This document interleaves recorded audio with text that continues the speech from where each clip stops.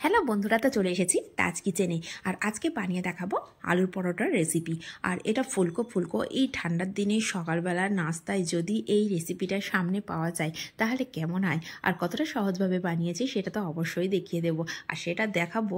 আর আপনারা সেটা কিভাবে দেখবেন সেটা কিন্তু স্কিপ না করে দেখলেই বুঝতে পারবেন যে কতটা সুন্দরভাবে আর সহজভাবে এই রেসিপিটা কিন্তু ঠান্ডার দিনে গরম গরম বানিয়ে নেওয়া যায়। আর এই পরোটাটা দেখে বুঝতে পারছেন যে কতটা ফুলেছে, আর ভিতরে কিন্তু আলুর পুরটা সব জায়গায় সমানভাবে লেগেছে। তো এটা দেখার জন্য কিন্তু স্কিপ না করে দেখার অনুরোধ রইল। আর যারা আমার চ্যানেলে নতুন বন্ধু তাদের কাছে অনুরোধ রইল, প্লিজ চ্যানেলটিকে সাবস্ক্রাইব করে পাশে থাকা বেল আইকনটি প্রেস করে রাখবেন। যখনই আমি নিত্য নতুন কোনো রেসিপি আপলোড করব সবার আগে আপনার কাছে পৌঁছে যাবে। তাহলে চলুন কিভাবে বানিয়েছি সেটা দেখা যাক। তো সেটা বানানোর জন্য প্রথমে আমি আলুটাকে রেডি করে নিচ্ছি। তো আলুটাকে আগে থেকে আমি সিদ্ধ করে নিয়েছিলাম, সিদ্ধ করে ভালো করে ম্যাশ করে রেখে দিয়েছিলাম। আর এই ম্যাশ করার সময় কিন্তু একটু খেয়াল রাখতে হবে যেন কোনো ছোট ছোট অংশ না থাকে। তো এর মধ্যে দিয়ে দেবো কিছু মশলা। নিয়েছি কাঁচা লঙ্কা, চিলি ফ্লেক্স, লবণ, আর নিয়েছি পেঁয়াজ বেরেস্তা, ধনে পাতা, আর জিরে মরিচ ধনে সব কিছু একসঙ্গে একটু ভাজা করে নিয়েছিলাম শুকনো খোলায়। ভাজা করে সেটাকে গুঁড়ো করে আমি এখানে হাফ চামচ ব্যবহার করেছি। তো সব উপকরণগুলোই আমি এখানে দিয়ে দেব, দিয়ে আলুটাকে খুব ভালো করে একটু মিশিয়ে নেব। আর এই আলু মাখার সময় কিন্তু একটু হলেও ভালো করে খেয়াল রাখতে হবে যেন কোনো ছোট ছোট আলুর অংশ না থাকে। এই আলুর অংশ যদি থাকে সেক্ষেত্রে কিন্তু পরোটাটা বেলার সময় পরোটা ফেটে যাবে। সেই জন্য খুব মিহি করে মেখে রেখে দিলাম সাইড করে। এদিকে আমি আটাটাকেও রেডি করে নেব। তো আটা মাখার জন্য এখানে আমি ময়দা ব্যবহার করেছি, এখানে আপনারা কিন্তু আটাও ব্যবহার করতে পারেন। তো এখানে আমি 2 বাটি ময়দা নিয়েছি, যা যতটা প্রয়োজন সে সেই পরিমাণে ময়দাটা ব্যবহার করতে পারেন। দিয়ে দিলাম স্বাদ অনুযায়ী লবণ, আর দিয়ে দেবো ছোটো চা চামচে 2 চামচ তেল। এখানে তেল না ব্যবহার করতেও পারেন, কোনো অসুবিধা নেই, কিন্তু তেল দিলে আমার কাছে মনে হয় একটা হালকা খাস্তা খাস্তা ভাব আসে, পরোটা খেতেও ভীষণ টেস্টি হয়, সেই জন্যই কিন্তু দিলাম। আর এখানে দিয়ে দিলাম হাফ চামচ জোয়ান। এই জোয়ানটা দিলে কিন্তু পরোটার টেস্টটা কিন্তু একদমই অন্যরকম লাগবে। আর জোয়ান যেহেতু হজম করে সেই জন্য কিন্তু দিলে তো খুব ভালো হবে, যেহেতু তেলের জিনিস হবে এটা। তো এখানে সব উপকরণগুলো একটু ভালো করে মিশিয়ে নিয়েছি।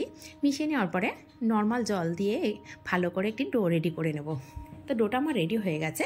এর উপরে সামান্য 2-1 ফোঁটা তেল দিয়ে এইভাবে হাত দিয়ে এখন রেস্টে রেখে দেবো। আর এটা 10 থেকে 15 মিনিট কিন্তু অবশ্যই রেস্টে রাখতে হবে।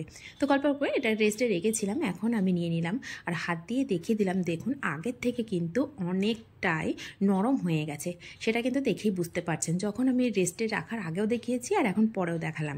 তো এটাকে আরও 1 মিনিট মতো আমি ভালো করে মেখে নিয়েছি। মাখার পরে এটা থেকে আমি লেচি কেটে নেব।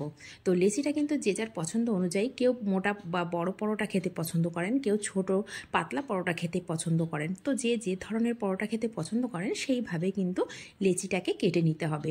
তো আমি এখানে মিডিয়াম সাইজের, আর খুব বেশি মোটা করব না পরোটা, সেই জন্য মিডিয়াম সাইজের এটা লেচি কেটে নিয়েছি। তো লেচিটাকে এইভাবে হাত দিয়ে বড় করে নিয়ে মাঝখানের দিকটা একটু ভালো করে জায়গা করে নিচ্ছি, যে জায়গাটায় আমি আলুর পুরটা দেবো। আর আলুর পুরটা কিন্তু একটু বেশি পরিমাণে দিতে হবে, যেহেতু এটা আলুর পরোটা, তার মধ্যে যদি আলুর টেস্ট না পাই তাহলে কেমন হবে, সেই জন্য চেষ্টা করতে হবে একটু আলুর পুরটা বেশি দেওয়া। তো দিয়ে এইভাবে করে আমি চারিদিক দিয়ে বন্ধ করে দিয়ে কিভাবে আমি হাতটা ঘুরিয়ে নিচ্ছি সেটা কিন্তু অবশ্যই একটু খেয়াল করে দেখবেন। এইভাবে যদি বানান তাহলে কিন্তু একটা পরোটা থেকেও পুর সামান্য বার হয়ে যাবে না। আর যখন বেলবেন তখন কিন্তু কোনো অংশে কম বা বেশিভাবে যাবে না, প্রত্যেক অংশে কিন্তু সমানভাবে এই আলুর পুরটা ছড়িয়ে যাবে। সেই জন্য যখন আমি যেভাবে বন্ধ করছিলাম সেটা একটু খেয়াল করলে বুঝতে পারবেন। তো এখানে সামান্য আটা ছড়িয়ে দিয়েছিলাম, দিয়ে রুটিটাকে আমি বেলে নিয়েছি। আর বেলাটাও আমার একদম রেডি হয়ে গেছে। তো এখন এটাকে সেঁকে নেব। তার জন্য আগে থেকে আমি একটা তাওয়া বসিয়ে রেখেছিলাম, আর তাওয়াটাকে কিন্তু গরম করে নিয়েছিলাম মিডিয়াম টু হাই ফ্লেমে। এখন ফ্লেমটা আমি মিডিয়াম টু লো রেখে রুটিটাকে 2 সাইডে হালকা করে ভাজা করে নিচ্ছি। দেখুন খুব হালকা করেই কিন্তু ভাজা করেছি। তো যখন 2 সাইডটা হালকা করে ভাজা করা হয়ে গেছে তখনই কিন্তু আমি এখানে তেল দিচ্ছি। আর তেলের পরিমাণটা তো অবশ্যই বলা যায় না, তো এখানে আমি তবুও বলছি 2 চামচ মতো তেল ব্যবহার করেছি। এখানে তেল কেউ বেশিও দিয়ে ভাজা করতে পারেন, কেউ কম দিয়েও ভাজা করতে পারেন, সেটা নিজেদের ইচ্ছা অনুযায়ী। তেলটা এখানে একটু পরিমাণে বেশি দিলে কিন্তু খুব সহজেই পরোটাটা ফুলে যায়। আর দেখুন কতটা সুন্দরভাবে পরোটা ফুলে যাচ্ছে, ফুলে কিন্তু সাইড দিয়ে ফেটে গেল, সেটা দেখেই বুঝতে পারছেন যে এতটাই সুন্দরভাবে পরোটাটা ফুলছে। তাহলেই বোঝা যাচ্ছে যে পুরটা যদি মিহি করে করা হয় আর আটাটাকে যদি রেস্টে রাখা হয় তাহলে কিন্তু পরোটা একদমই ফেটে যাবে না। দুটো জিনিস খেয়াল রাখতে হবে, যে পুরটাকে একদম মিহি করে বানাতে হবে, আর দ্বিতীয়ত হচ্ছে আটাটাকে কিন্তু মাখার পরে 15 থেকে 20 মিনিট রেস্টে রাখতে হবে। এই রেস্টে রাখার জন্যেই কিন্তু পরোটাটা খুব সুন্দরভাবে ফুলবে, কোনো জায়গায় ফেটে যাবে না, কারণ এটা একটা আঠালো ভাব চলে আসে রেস্টে রাখার পরে, আটা মাখার পরে। ঠিক একইভাবে আরও একটা আমি ভাজা করে আপনাদেরকে দেখিয়ে দিচ্ছি। দেখুন প্রত্যেকটা পরোটাই কিন্তু এইভাবে ফুলে গেছে। তো প্রত্যেকটা তো দেখানো সম্ভব হয় না, আমি দুটো দেখিয়ে দিলাম। পরপর যে দুটো ভাজা করেছি সেই দুটোই কিন্তু আমি দেখিয়ে দিয়েছি।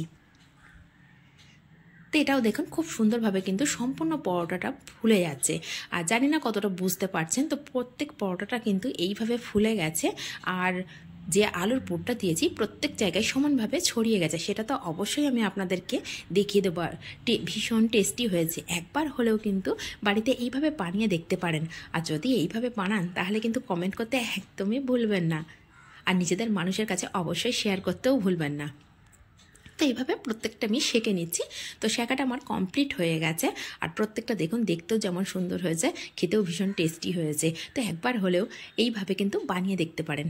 তো এটা ভীষণ গরম আছে, আমি হাত দিতে পারছি না, তারপরেও আমি আপনাদেরকে দেখিয়ে দিচ্ছি যে কতটা সুন্দরভাবে ফুলে গেছে। আর প্রত্যেক জায়গায় সমানভাবে আলুর পুরটা খুব সুন্দরভাবে ছড়িয়ে গেছে। এটা দেখিয়ে দেওয়ার জন্য কিন্তু এতটাই গরম, ভালো করে যে দেখাবো সেটাও পারছি না। আর দেখুন দেখেই বুঝতে পারছেন যে রুটিটা কতটা ফুলেছে, সেই জন্য মাছ বরাবর কিন্তু কেটে আমি দেখিয়ে দিলাম। তাহলে কেমন লাগলো রেসিপিটা? যদি ভালো লাগে তাহলে লাইক শেয়ার কমেন্ট অবশ্যই করবেন। আর নিত্য নতুন রেসিপি পেতে প্লিজ চ্যানেলটিকে সাবস্ক্রাইব করে পাশে থাকা বেল আইকনটি প্রেস করে রাখবেন। যখনই কোনো নতুন রেসিপি আপলোড করব সবার আগে আপনার কাছে পৌঁছে যাবে। তাহলে রেসিপিটা কি এমন হয়েছে আজ এই পর্যন্ত, আবার আসবো অন্য কোনো রেসিপি নিয়ে। ধন্যবাদ।